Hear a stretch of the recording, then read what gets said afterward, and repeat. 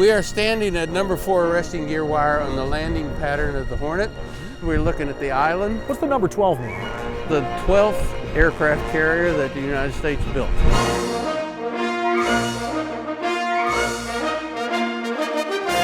We were retired because of our catapults. They are hydraulically driven and not capable of launching a plane such as the Phantom, which is about 70,000 pounds.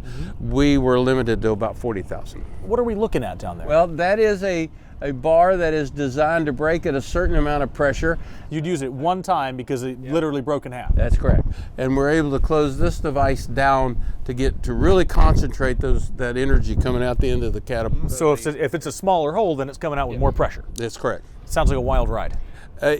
I've been launched once. It is truly a wild ride. We are entering primary flight control, or better known as pri-fly. And this was the area that we controlled all launches and all recoveries. There was no air conditioning in this facility. It was quite hot and humid.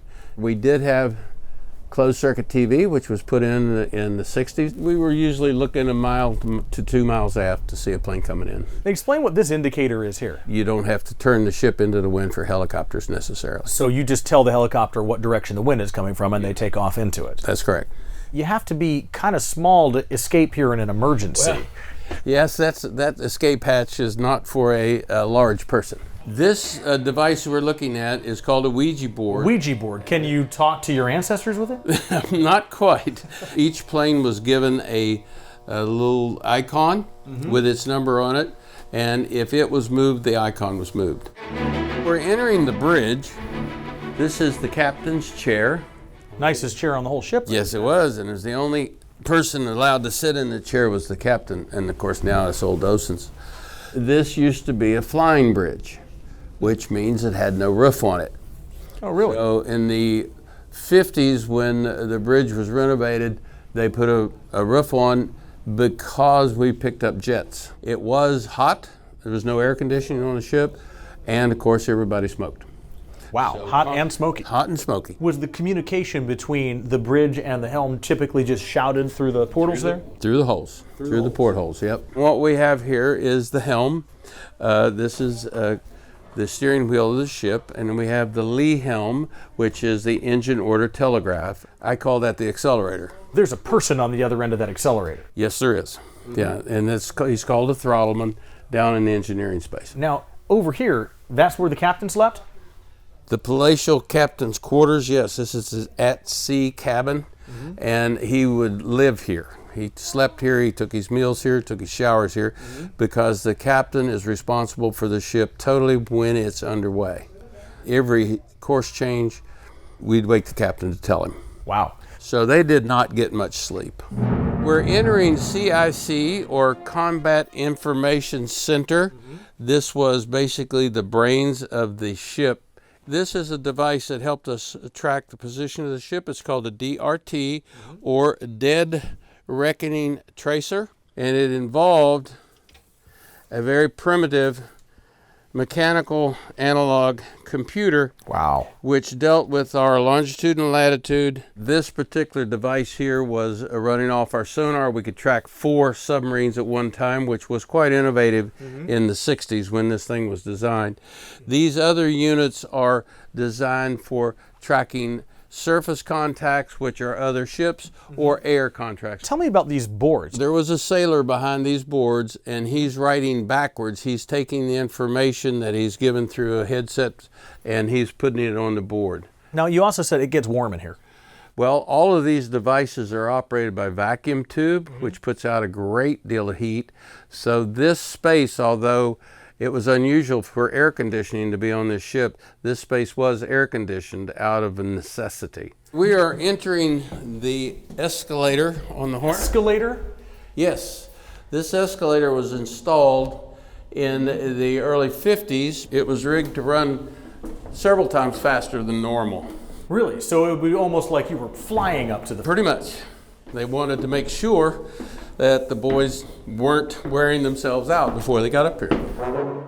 This particular crane was used when Hornet picked up Apollo 11 and Apollo 12. So this is how we got the capsules out of the water, brought them up, put them on the deck here. This is exactly like the helicopter that picked up the astronauts for Apollo 11. They got into this basket, was pulled up and into the helicopter. So as if falling from space wasn't enough, you also had to be hoisted into a helicopter. Exactly. And the astronauts, who were now in their sealed uniforms, got out of the helicopter, walked over and went into the quarantine capsule. There were five people in here, 3 astronauts, a doctor, and a cook mechanic. The first meals cooked on a microwave were done in this capsule. Really? So that microwave, or a microwave much like it? We're not sure of that one, but it's a microwave very like that. They came in here and they had to take off spacesuits, right? So Well, did they they stash those in the closet or something? Yes, when they came in, they took off their quarantine stuff and put on regular clothes. Explain this whole concept of moon germs.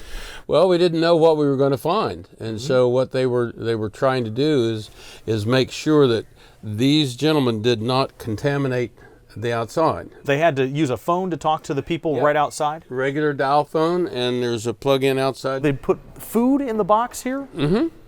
Put food in the box and anything else they wanted to get in or out. We're approaching the restoration area of Hangar Bay 3 on the Hornet, and what we're looking at is a plane, the F-8 Crusader, which is in restoration now. What's involved in restoring an aircraft like this? Well, first of all, you have to have a restoration crew, which are all volunteers, stripping the paint, finding the damaged area, stripping that out, find out what needs to be fixed, what is okay. This is an operational radial engine that will be used in a future aircraft if we restore. We're approaching the Fantail, which is the very end of the ship. And this was a recreational area for the sailors when we were not flying aircraft. So we got a beautiful view of San Francisco. You say there's a reason why it was only when the aircraft weren't flying. Well, we didn't want anybody down here in case the aircraft crashed here. Because that's where they land. That's where they land, right there. This would just be where you would come and just relax, shoot the breeze? And smoke cigarettes, of course. I would assume there'd be a lot of cigarette butts littered around. Oh, well, no, that wouldn't be allowed. They would have butt kits or cigarette ashtrays out, and there would be no cigarettes on the deck. We also have our garbage chute out here. We bring the soft garbage out and we put it in a garbage chute while we're moving, and the propellers chew it up, feed the fish. So the propellers are actually the garbage disposal? Pretty much, yeah, that's it.